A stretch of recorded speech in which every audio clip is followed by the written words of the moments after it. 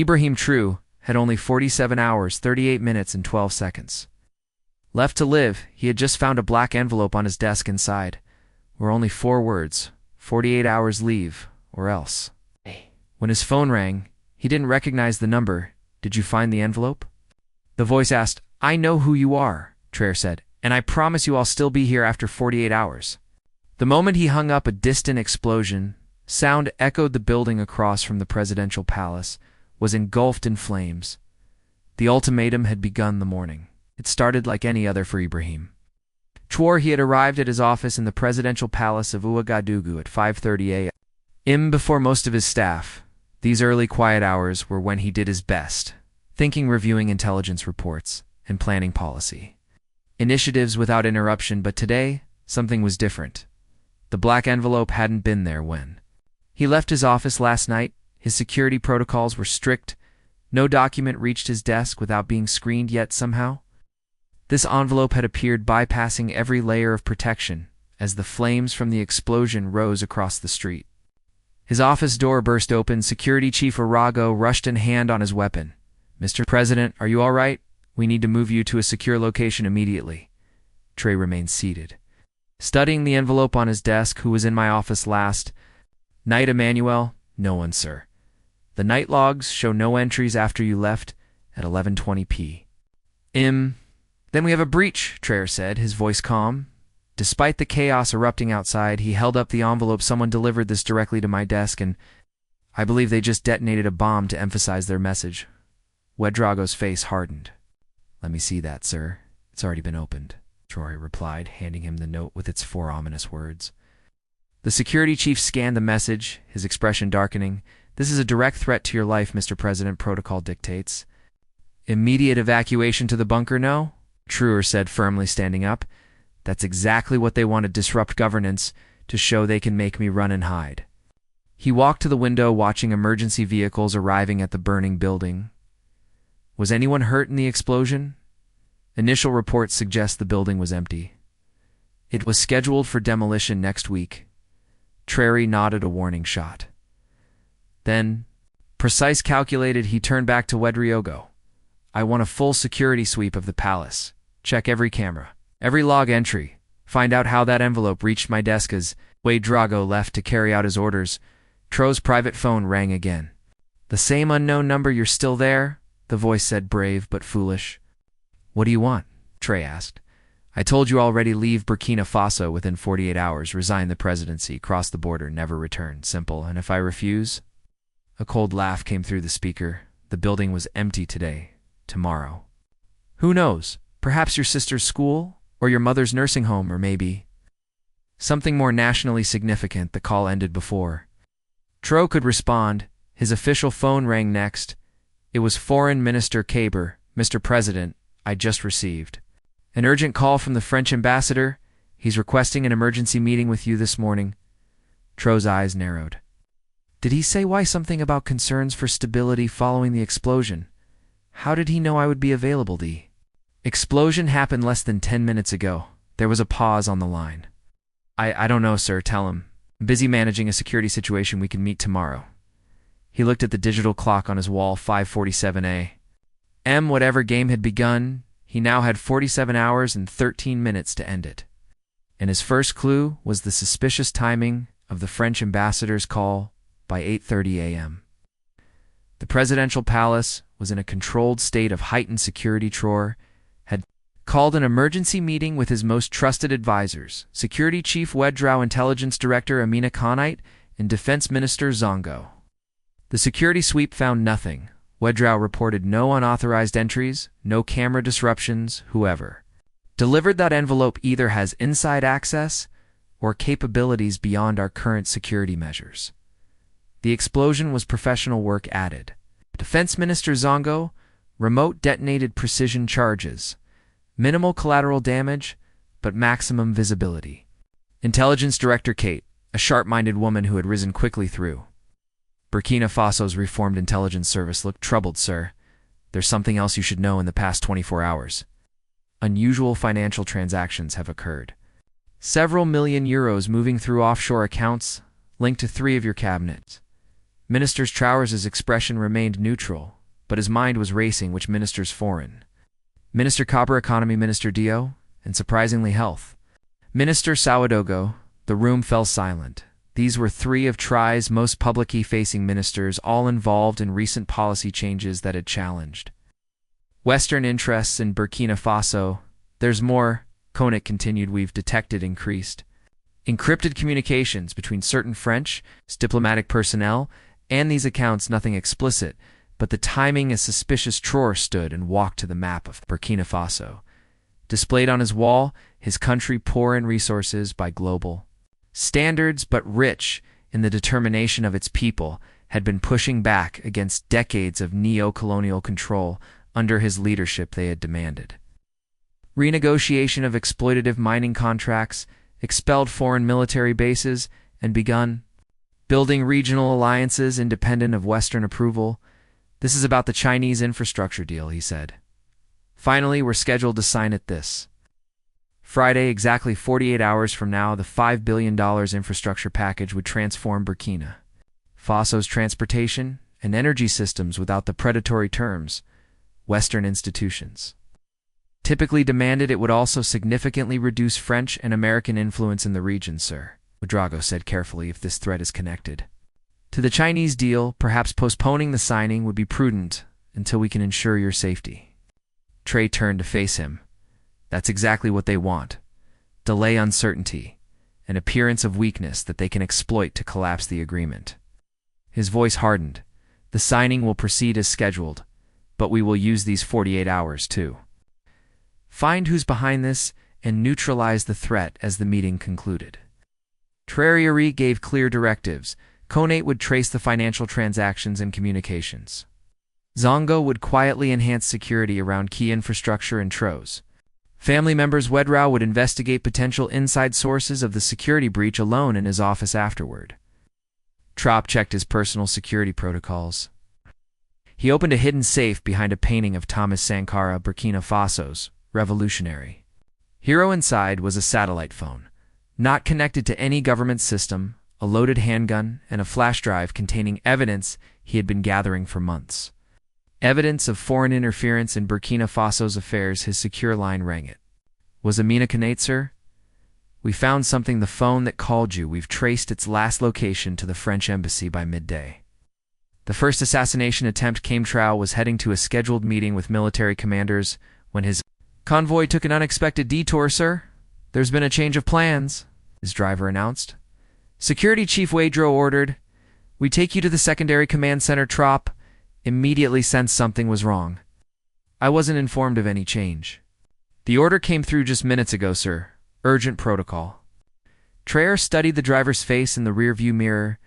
This man had been with his security detail for over a year, but something in his demeanor felt off. Call Wedrago.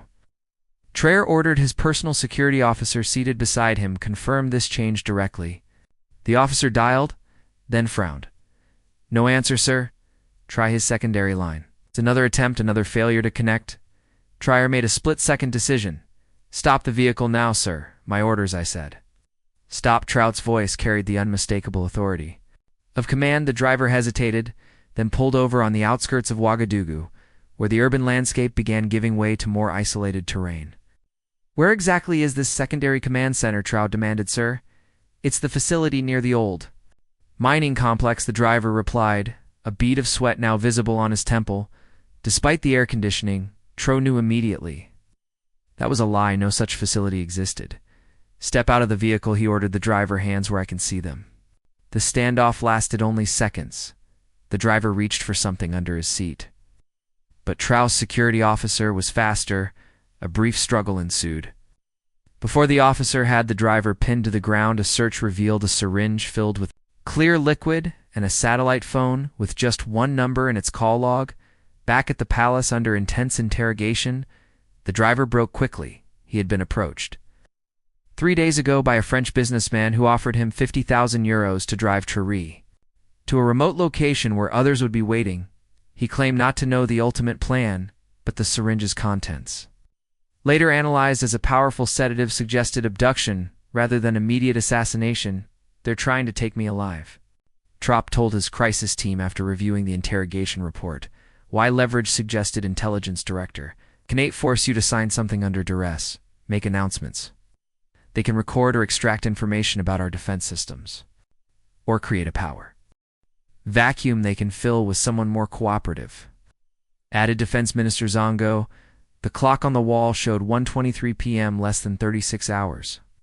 Remained before the deadline. Traoré's phone rang again, the same unknown number that was now confirmed. To be linked to the French embassy, impressive, said the voice. You're more cautious than we anticipated. Who is Ibrahim Traoré? Asked signaling.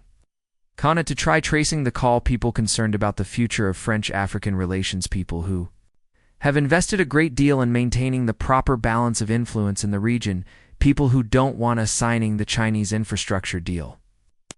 A pause among other concerns. Yes, that deal would be unfortunate for many long-standing arrangements. You mean your ability to extract our resources at fractional prices? Your military presence that serves your interests, not ours? The voice chuckled. Such idealism reminds me of Thomas Sankara, and we both remember what happened to him, don't we? The reference to Burkina Faso's beloved revolutionary leader, who was assassinated in 1987, allegedly with French support, was unmistakably threatening the world has changed. Traoré replied, Africa has changed. Not as much as you think. 34 hours left, Mr. President. Use them wisely. That night, as Traoré worked late in his office reviewing security protocols for the upcoming Chinese delegation's arrival, the palace lost power. Emergency generators failed to activate. In the sudden darkness, he heard footsteps approaching his office door, drawing his personal weapon. Traoré moved silently to a defensive position behind his desk when the door opened. He was ready. A beam of light cut through the darkness. Mr. President, it was Wedrago's voice. Emmanuel. What's happening, sir? We've been compromised. The entire security system is down. We need to move you now. Traoré kept his weapon ready. The last time someone tried to move me today, it didn't end well for. Then Wedrago's flashlight lowered, illuminating his own face to prove his identity. Sir, I understand your caution, but right now at least 3 teams of unknown operatives have breached the palace perimeter. They're moving systematically through the building. We have perhaps 2 minutes before they reach this office. How do? I know you're not part of this. Wedrago paused, then spoke quietly. When you appointed me, you showed me a picture of your father. You told me he died fighting for Burkina Faso's independence, and that I should remember his sacrifice if I ever faced a moment of weakness. It was a private conversation. No imposter could have known about. Traoré lowered his weapon. Where are we going? Somewhere. They won't expect the somewhere turned out to be the modest home of Security Chief Wedrago's grandmother in a quiet neighborhood of Ouagadougou, as Wedrago explained while they navigated back alleys and side streets to avoid detection. It was the one place not connected to any official record. What happened at the palace? Traoré asked as Wedrago secured the doors and windows. Professional job. They cut power to the entire grid sector, then used electromagnetic pulse devices to disable our backup systems. Initial reports suggest they were European, possibly private military contractors rather than official operatives. Plausible deniability. Casualties. Wedrago's expression darkened. 2 of our guards. Clean shots. Professional work. Using Wedrago's secure tablet, they established an encrypted connection with intelligence director Konate. Her face appeared on the screen, tension evident in her expression. Mr. President, we've made several breakthroughs. She began. First, we've identified the financial sources behind the transactions. To the 3 ministers, the money originated from shell companies linked to DGSE, French Foreign Intelligence. Are the ministers actively collaborating? Trit appears only Foreign Minister Kabar is a willing participant. The transactions to Dio and Ouagadougou seem to be efforts to frame them, create division in your cabinet. Classic destabilization tactic. Wedrago muttered. Konate continued. Second, we've intercepted communications, suggesting tomorrow's operation will be bigger. They're calling it Laurent Finale, referring to targets across Ouagadougou. Terrorism. Traoré said grimly, they'll create chaos, blame it on extremist groups, then offer French military assistance that will be in no position to refuse. Third, Konate said. And perhaps most importantly, we've identified the voice on the phone. She hesitated. It's Jean Paul Mercier. The name hit Traoré like a physical blow. Mercier had been his mentor at the French military academy where Trouoré had trained as a young officer. They had remained in contact over the years with Mercier. Offering advice during Traoré's rise to power, he had trusted the man, your certain voice. Analysis is 97% confident, and we've confirmed he arrived in Ouagadougou 3 days ago on a diplomatic passport by dawn. They had devised a strategy. Rather than arresting Kabore immediately, they would feed him specific misinformation that Trouoré was planning to secretly leave the country, accepting the ultimatum's terms. This false intelligence would flow through Kabore to Mercier, potentially disrupting whatever operations were planned for the day. Meanwhile, Konate would continue investigating the planned grand finale attacks, while Defense Minister Zongo would quietly position loyal military units near critical infrastructure and civilian centers. As for the Chinese delegation scheduled to arrive that evening for tomorrow's signing, Trouoré made a bold decision. He would personally contact the Chinese ambassador and request that they proceed as planned, but with full awareness of the situation. "We will not be intimidated into abandoning this partnership," he told the ambassador via secure line, "but I cannot guarantee your delegation's safety with absolute certainty." The Chinese ambassador's response was measured. "President Trouoré. China respects Burkina Faso's sovereignty and your government's right to form partnerships without foreign interference. Our delegation will arrive as scheduled. We will face these threats together." By mid-morning, the misinformation planted with Foreign Minister Kabore appeared to be working. Surveillance on the minister showed him making urgent calls from a private phone. Intercepted fragments suggested he was reporting that Trouoré was preparing to flee, having secured promises of exile in a neighboring country.